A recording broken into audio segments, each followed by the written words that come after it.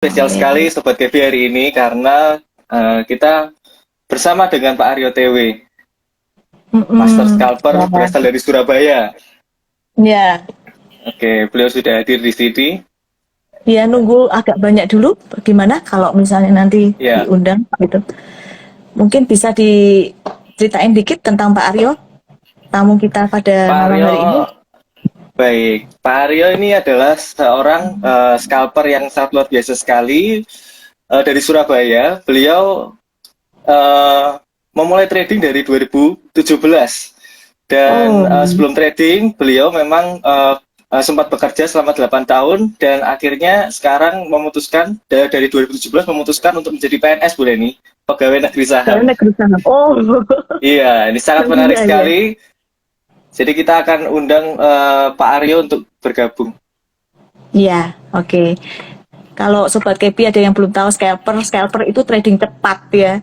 Jadi judul kita kan pada malam hari ini scalper trading cepat, cuan atau boncos ya. Jadi mungkin kalau sekarang ini lagi tren, kalau kita lihat di harian saham sendiri kan yang aktif justru malah saham-saham yang kecil-kecil ya. Malah enak buat scalper. Nah, Betul, ini pada malam hari ini kita eh, kedatangan tamu, kita undang tamu yang spesial yang memang spesialisasinya untuk scalper gitu ya. betul Bu Leni. Heeh. Ini Pak Aryo sudah saya undang dan sudah saya Mm-mm. accept untuk bergabung.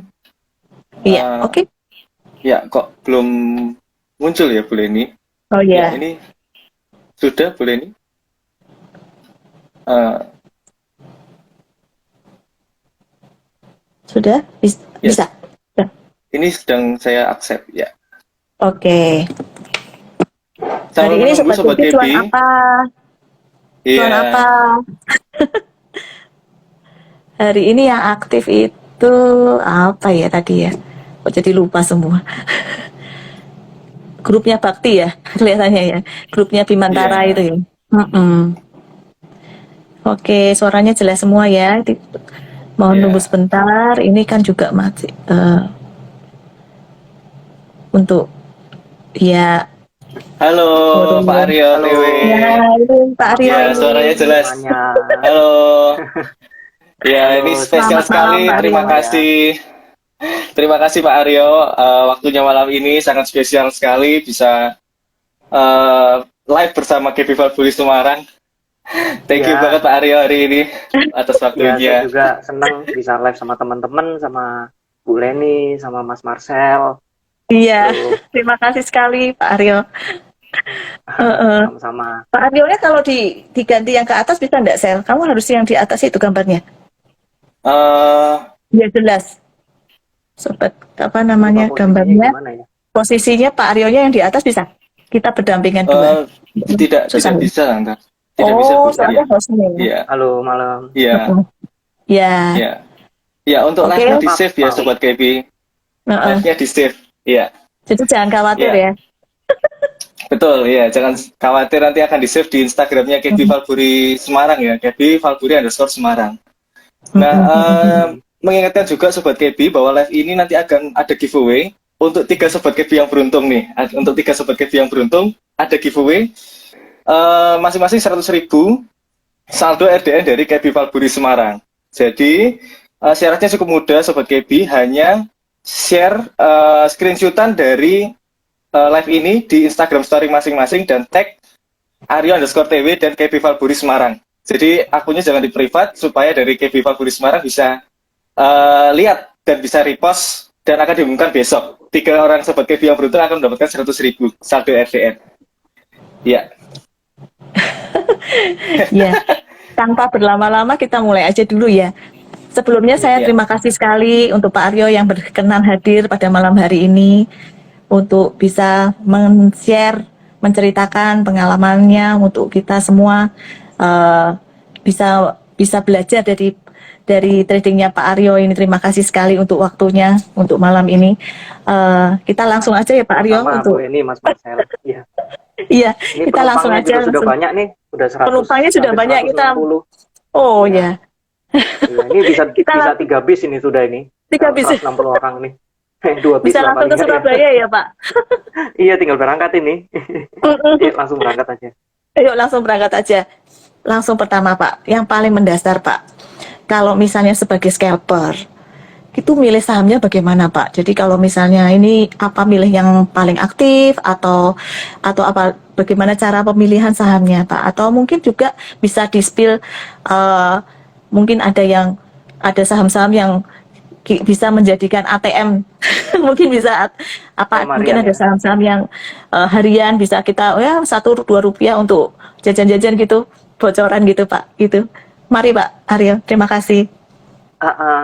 Jadi gini, pada dasarnya scalper itu kan bahasa lainnya kan copet ya. Iya, Copet bahasa. di dalam dunia trading itu kan kita Iya. mengambil momentum dari setiap pergerakan maupun impulsif buy dari market. Jadi kita masuk di, ya apa tentunya kita namanya copet, kita kan beroperasinya ini di saham-saham yang rame. Sama seperti copet di kehidupan nyata, mereka kan nggak mungkin nyopet di kuburan, nggak mungkin kan nyopet di jalanan yang sepi. Jadi gebukin orang banyak. Jadi kita mainnya kita beraksinya di saham-saham yang rame. Kita kayak orang nyopet itu nyopetnya kan di mana? Di pasar, di konser musik yang rame, yang desak-desakan, itu kita melakukan aksi. Sehingga win rate kita akan lebih tinggi kalau kita beraksi di tengah keramaian. Itu dari segi copet yang di dunia nyata. Kalau copet di saham, kita beraksinya harus di saham yang ramai. Saham yang ramai itu yang dari segi transaction volume, value, dan frekuensinya cukup tinggi. Dan di BEI ini rata-rata yang transaction volume tinggi ini adalah saham-saham yang harganya di bawah 500 biasanya. Contohnya ya kayak saham Bumi, saham-saham Gubrakri kan mayoritas harganya di bawah 500 kan. Jadi itu ya sangat menarik untuk dicopetin. Bumi itu kalau menurut saya ibaratnya ya kayak Bumi Energi, Dewa dan kawan-kawan itu kayak tengah konser yang ramai. Jadi kita berdesak-desakan itu bisa ambil dompet di kanan, ambil jam tangan, ambil HP di kiri, ya udah gitu. Kita cari duitnya dengan cara gitu, cari sahamnya rame.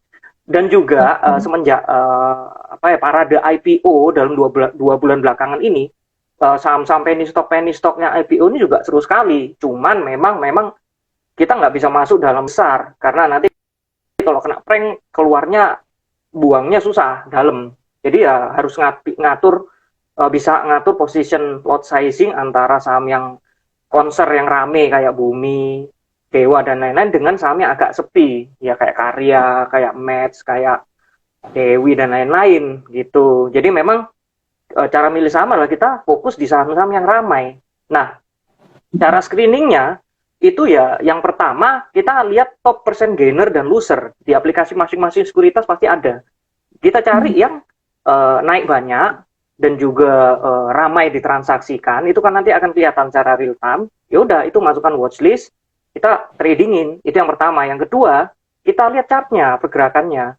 Jadi kita sebagai copet profesional itu pun harus bisa membaca situasi.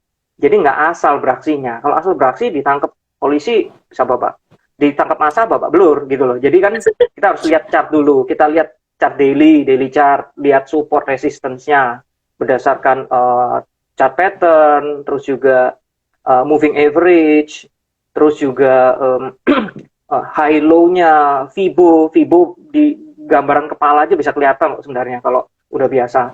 Seperti itu. Jadi lihat super resist, terus juga lihat flow harian pakai chart 1 atau 3 menit. Nah, kita bisa paling tidak bisa membaca situasi dari saham tersebut untuk kita beraksi. Kalau ada momentum, ada volume, kita bisa masuk. Tapi kita juga harus disiplin. Saat tidak sesuai harapan ya kita harus bisa segera out atau cut loss tipis mungkin maupun juga take profit. Begitu. Jadi kita beraksinya di saham-saham yang rame, Bu. Jadi kesimpulannya Sobat Kepi, kalau kita mau jadi pencopet profesional, kita harus mencari keramaian ya Pak, supaya yang dicopet itu juga jangan sampai kita yang malah kecopetan ya Pak. Iya, ya, Pak Aryo, betul. ya? Atau kita niatnya copet, malah kita ditangkap terus bonyok di masa, istilahnya gitu kan. Kalau di market gitu. Kan kita nyopet, kasihkan, nggak hati-hati kebanting kena ARB, bubar jalan, malah kita bonyok. Ya. Gitu. Harus juga harus lihat juga sizingnya juga ya Pak ya. Pak Aryo. Jadi kalau saham yang kayak bumi itu mungkin apa 50.000 itu mungkin nggak masalah ya, tapi kalau mungkin kayak Ya, ketat tuh, Dewi Pak. atau Karya itu juga bisa kegebuk gitu ya Ya, Pak ya. bumi enter 50.000 Mm-mm. lot pun nggak ada masalah. Coba kalau yang Iya, lain. iya. Mm-mm. Ya, kita yang gerakkan momentum itu, tahu-tahu digebuk bandarnya bonyok. Kita harus sopan Iya. kalau di saham-saham yang kecil. harus harus ada etikanya Gitu. ya Pak ya. Iya, Jadi betul. kalau misalnya jadi scalper itu enggak cuman gampang ya Pak, maksudnya cuman lihat, ramai langsung beli. Kan hendak seperti itu ya. Jadi dari Pak Betul. Aryo sendiri juga harus melihat dulu ini top frekuensinya yang ramai itu apa dalam pemilihannya. Juga harus dilihat chartnya juga ya Pak ya.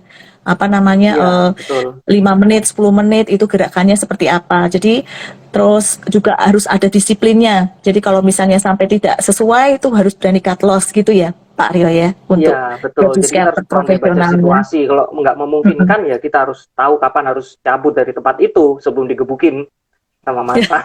Iya. Ibaratnya gitu. Mm-mm. Ya, jadi Oke. harus, lah. Yang penting Iya.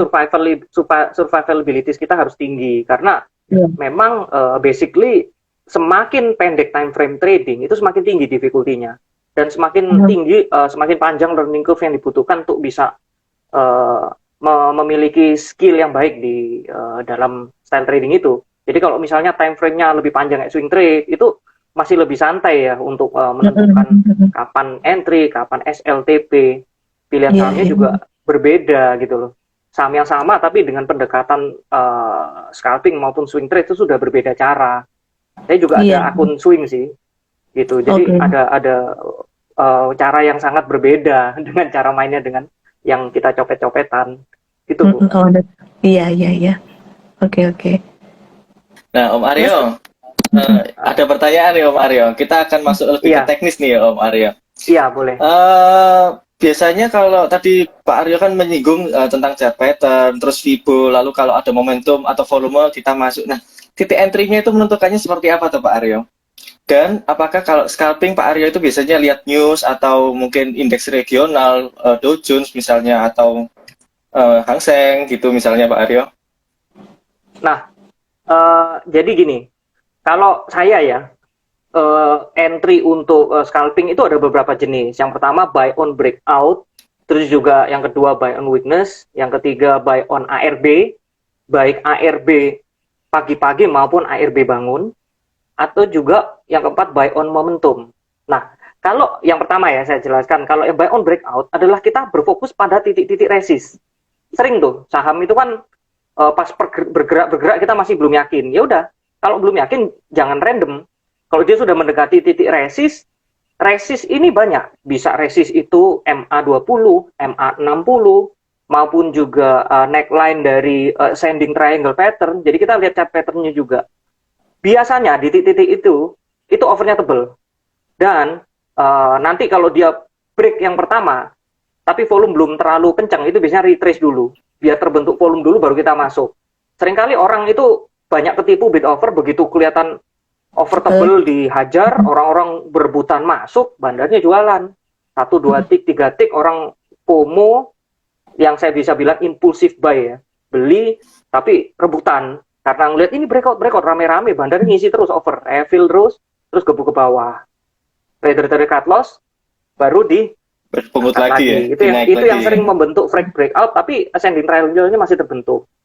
Nah itu buy on breakout. Jadi kita harus disiplin. Kadang buy on breakout itu kita buy terus hold, dia beneran bisa lari, lanjut rally tanpa koreksi yang berarti. Bisa juga nge-fake. Jadi memang disiplinnya harus tinggi kalau main buy on breakout. Saya sih prefer memanfaatkan impulsif buy market aja. Begitu impulsif buy saya jual dapat 2-3% nggak apa-apa keluar.